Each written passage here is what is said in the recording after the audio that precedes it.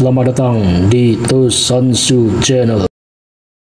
Cerita pengalaman belajar teknik elektronika dasar audio video di UPT PK Tulungagung tahun 2017. Beberapa minggu menjelang Lebaran tahun 2017, saya baru saja resign dari tempat kerja sebagai kurir pada sebuah jasa travel dan kirim paket serta dokumen di kantor cabang Surabaya, karena sedang persiapan buat mengurus dokumen-dokumen persyaratan rujukan BPJS mulai dari vaskes tingkat pertama buat keperluan operasi hidung selepas Lebaran nanti rencananya. Suatu pagi, entah kenapa saya iseng aja penasaran lihat semacam website atau blog itulah punya BLK Tulungagung. Kebetulan sekali di situ saya lihat informasi tentang akan diadakannya lagi pelatihan gelombang keberapa, lupa saya ya, gelombang keberapa, maaf saya sudah lupa. Pelaksanaannya seingat saya selepas Lebaran, bulan berapa saya juga sudah lupa, mungkin sekitar bulan Juli. Saat itu saya tertarik sekali ingin mengikuti pelatihan di bidang teknisi elektronika dasar audio video.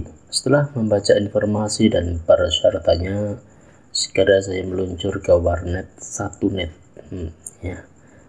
Warnetnya namanya Satunet. Saat itu lokasinya ada di Jalan Raya Demuk, Ngunut Tulungagung, di barat jalan. Untuk keperluan registrasi pendaftaran secara online saya rental di warnet tersebut. Karena untuk pendaftarannya dikatakan bisa secara offline dengan datang langsung ke BLK Ngunut Tulungagung ataupun secara online dengan mengisi formulir pendaftaran yang telah disediakan. Dan langkah online itulah yang saya ambil. Bersamaan dengan itu, seingat saya juga pernah mengirimkan surat lamaran kerja sebagai teknisi komputer dan laptop secara online ke salah satu toko komputer yang ada di Tulungagung, yang lokasinya seingat saya berada di sebuah komplek pertokoan. Informasi lowongan tersebut saya dapat dari semacam grup Facebook ya, atau Instagram ya, kalau saya tidak salah ingat. Beberapa hari selepas Lebaran tahun 2017, di waktu pagi atau siang hari, tepatnya saya lupa, saya mendapatkan pesan WA dari salah satu admin BLK untuk konfirmasi kehadiran saya pada tanggal itu untuk registrasi daftar ulang langsung ya ke BLK, ke lokasinya. Tak berselang lama di hari itu juga saya menerima pesan WA tentang jadwal interview atau wawancara di sebuah toko komputer. Saya pun bingung saat itu mau pilih yang mana, karena harinya yang telah dijadwalkan rupanya sama. Akhirnya saya lebih memilih untuk hadir pada daftar ulang pelatihan di BLK saja dan tidak menghadiri jadwal interview, mengingat ini untuk mengisi kegiatan hari-hari yang kosong sembari menunggu kepastian kapan operasi hidung yang kedua dari RSUD Dr. Iska Tulungagung. Ketika hari H untuk daftar ulang tiba, sekitar jam 8 atau 9 pagi, saya meluncur ke BLK Ngunut Tulungagung. Lantas saya menuju ke salah satu papan pengumuman untuk memastikan bahwa nama saya tertera di kelas audio video. Setelah ketemu nama saya tercantum di daftar peserta pada kelas audio video, segera saya menuju ke kantor yang tak jauh dari papan pengumuman tersebut. Saya disambut oleh seorang mbak-mbak dan bilang ke mbaknya bahwa saya mau daftar ulang ikut peserta pelatihan audio video. Lantas saya disodori selembar formulir untuk diisi, yang cukup menyita perhatian saya ketika ada kolom ukuran kaos yang harus diisi. Dalam hati saya bertanya, apakah nanti akan dapat kaos gratis? Entahlah, lihat saja nanti tanggal mainnya. Sebelum saya pulang keluar meninggalkan ruangan kantor tersebut, Mbaknya berpesan untuk datang pada tanggal sekian, jam sekian, dengan pakai seragam atasan kemeja putih dan bawahan celana panjang warna hitam. Kini tibalah hari H yang saya tunggu. Ketika sampai lokasi BLK, saya melihat banyak banget kaula muda yang datang karena mau ikut pelatihan yang diminati. Lantas kami dibagi atau dikelompokkan berdasarkan program pelatihan yang mau diikuti. Satu kelompok ada satu pemandu atau adminnya dari pegawai BLK tersebut untuk diabsen. Kemudian kami semua masuk ke aula untuk mendapatkan berbagai pengarahan dari para pembina, dan di situ pula kami harus menjalani seleksi berupa tes tulis seputar pengetahuan akan program pelatihan yang akan kami ambil. Untuk program teknisi elektronika dasar audio video yang saya ambil, soal tesnya berisi seputar pengetahuan dasar elektronika dan menghitung nilai resistor berdasarkan gelang warna dan lain-lain. Tidak hanya tes tulis saja yang harus saya jalani, tapi juga tes wawancara atau interview dengan instrukturnya di kelas masing-masing. Untuk kelas elektronika dasar audio video di PLK Ngunut Tulungagung, seingat saya letak atau posisinya adalah dari pintu masuk BLK yang timur, jalan terus lurus ke selatan. Setelah melewati musola yang ada di timur jalan, di barat jalan tersebut akan ada deretan bangunan yang tengah. Nah, disitulah kita belok kanan dan menyusuri bangunan tersebut. Kelas audio video berada paling ujung barat sendiri. Di barat kelas tersebut ya, ada temboknya, juga ada panel listrik PLN-nya di situ. Persis di timur kelas audio video adalah kelas pengolahan hasil pertanian yang setiap hari pelajarannya memasak aneka kue. Sedangkan di depan kelas audio video adalah kelas bengkel sepeda motor. Kami sempat kecelik ketika hendak akan tes wawancara dengan instrukturnya karena ruangan kelas tertutup dan terkunci. Rupanya tesnya masuk lewat pintu selatan, yaitu di ruangan kerja instrukturnya. Di saat giliran saya tiba untuk sesi wawancara, saya pun masuk ke ruangan tersebut dan duduk di kursi menghadap meja instruktur. Isi pertanyaannya seputar biodata dan lain-lain, yang menjadi intinya adalah alasan kenapa saya ingin belajar audio video. Setelah wawancara selesai, saya pun dimintai satu lembar fotokopi ijazah SMA oleh instruktur tersebut. Lantas dikasih tahu tentang hari, tanggal, dan jamnya kami harus datang lagi ke situ. Oh ya, ada satu yang lupa. Ketika kami masih berada di aula itu, ada yang ditunjuk untuk dijadikan atau dikatakan semacam menjadi ketua kelas, begitulah, untuk mengkoordinir teman-teman sekelas yang lainnya. Jadi ingat kembali ya, masa-masa sekolah. Hari pertama masuk pelatihan pun dimulai. Jam 6.45 atau jam 7:04 kami harus apel pagi. Ya, semacam upacara gitulah, kalau pas zaman sekolah dulu. Seingat saya, kalau nggak salah, masuk hari Senin sampai Sabtu, minggu libur. Pulang pelatihan sekitar jam 12 atau jam 1 ya, untuk kelas audio video. Untuk kelas lainnya bisa beda lagi. Kuota per kelas maksimal ada sebanyak 14 atau 16 orang gitulah. Maaf, saya sudah lupa. Yang bikin saya kaget di hari pertama masuk pelatihan adalah adanya seorang bapak tentara dari TNI AD dari Koramil setempat yang jadi salah satu pembina kedisiplinan dan apel pagi. Katanya beliau hal itu sudah menjadi amanat di undang-undang. Kalau di kelas program pelatihan lainnya, pesertanya ada 14 atau 16 orang maksimal, tetapi di kelas audio video hanya ada 12 orang peserta. Kekurangan peserta sebenarnya ada lebih dari itu, tetapi ternyata ada 2 orang yang mengundurkan diri di hari pertama pelatihan, termasuk ketua kelas yang telah ditunjuk pada saat di aula. Dan akhirnya di kelas kami pun ditentukan lagi siapa yang jadi ketua kelas penggantinya. Yang bikin tambah saya kaget lagi adalah Ketika usai upacara atau apel pagi dan kembali masuk ke kelas, loh kok instrukturnya berbeda dengan yang pernah mewawancarai kami dulu ya? Batinku dalam hati. Sebelum pelajaran pertama dimulai, kami pun dipanggil satu persatu oleh instruktur untuk mendapatkan satu map atau amplop plastik warna kuning berisi alat tulis, yaitu buku tulis, penggaris, potlot atau pensil dan penghapusnya, serta ballpoint. Selain itu, kami masing-masing juga mendapatkan kaos merah putih gratis. Dari informasi yang saya dapat dari peserta lain kelas, lewat suatu obrolan, saya baru tahu ternyata program audio video yang saya ikuti ini dibiayai oleh APBD Jawa Timur, APBD Provinsi. Sedangkan program tertentu lainnya ada yang dibiayai oleh APBN. Dan fasilitas yang didapat pesertanya lebih banyak dari yang saya dapat.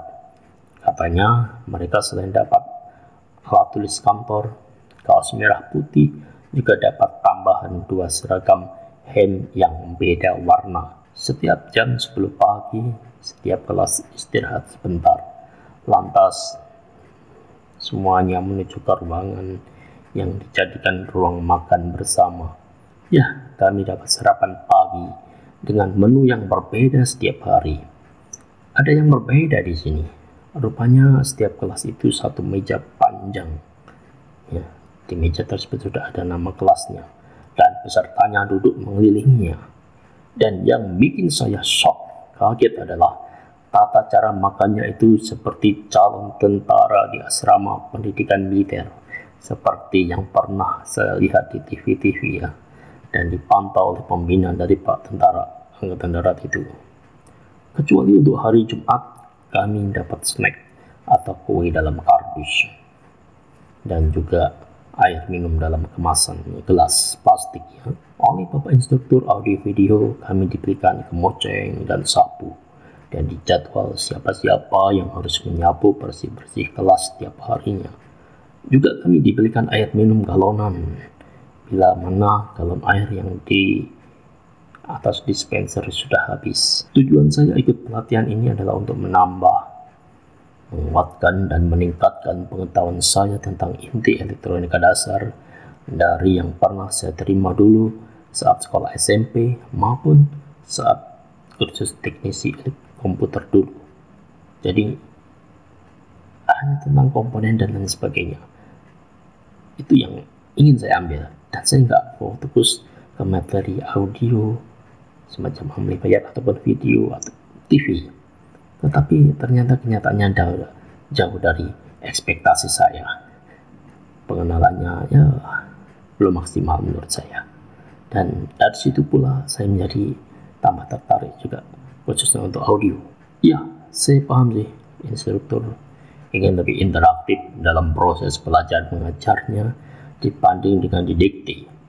Tetapi bagi kami yang kebanyakan hanya lulusan jebolan SMA tempo dulu, merasa nggak terbiasa dengan metode atau pola semacam itu. Seperti itu. Kecuali bagi mereka yang pernah mencicipi suasana pendidikan tinggi semacam politeknik diploma. Seperti nyata beberapa orang di antara kami. Mereka lebih cepat paham materi yang diberikan instruktur dibanding dengan kebanyakan kami pada umumnya. Oleh karena setiap hari seperti itu, akibatnya kami pun jadi lebih sering ngobrolin tentang hal lainnya dengan sesama peserta.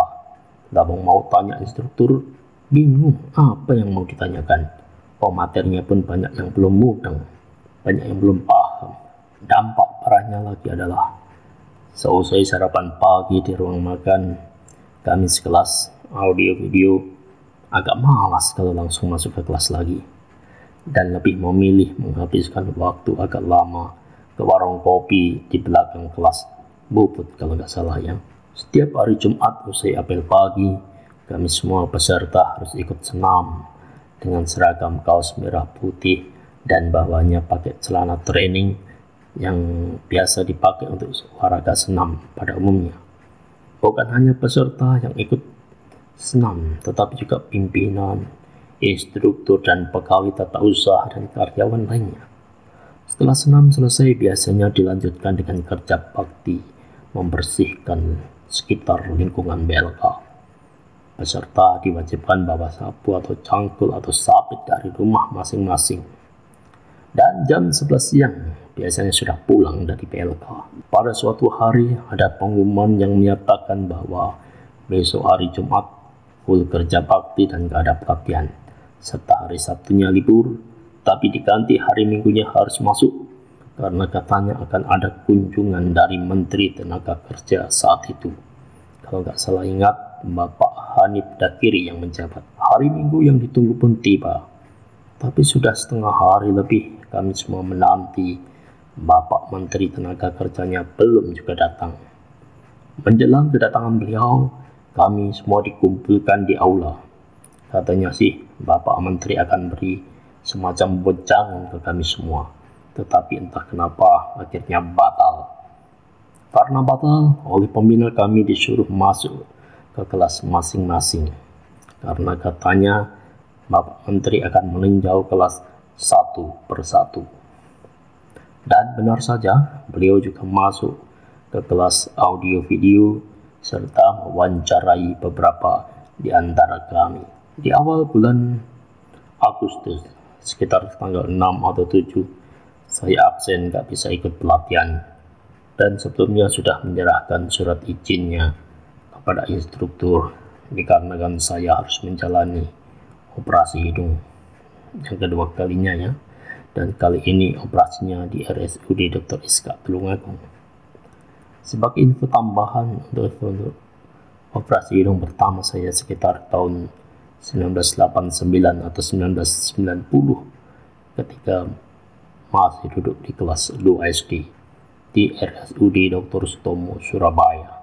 Kira-kira ada 1 minggu saya absen dari kegiatan pelatihan di BLK ini kala itu. Di akhir masa pelatihan, sekitar tanggal 13-14 September 2017, bertempat di aula BLK, kami semua mendapatkan sertifikat pelatihan kerja berbasis kompetensi dan juga uang saku, tetapi enggak full penuh 300.000 karena harus dipotong untuk biaya pembuatan sertifikat serta uang angsuran 1 kali untuk BPJS Ketenagakerjaan.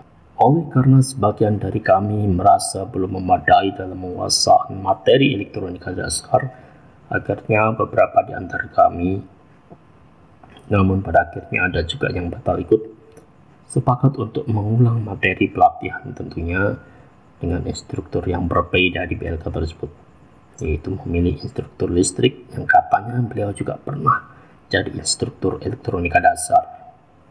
Atas kesepakatan beberapa di antara kami dengan instruktur tersebut, maka disepakatilah biaya pelatihannya adalah 300.000. Biaya 300.000 itu adalah biaya separuh atau setengah dari biaya para siswa SMK yang sedang PSG atau PKL di PLK tersebut kala itu sebesar Rp600.000. Di tengah jalan pelatihan ekstra tersebut, saya memutuskan untuk stop, untuk berhenti dan tidak melanjutkan pelatihan dan lebih memilih untuk cari kerja. Mengapa? Mengingat sudah gak punya uang saku lagi buat pulang pergi ke PLK, seperti untuk mengisi BBM motor dan uang ngopi di warung. Pada saat foto kenang-kenangan ini dibuat, ada beberapa orang teman atau peserta pelatihan yang absen atau nggak masuk, sehingga jadi nggak ikut foto bersama.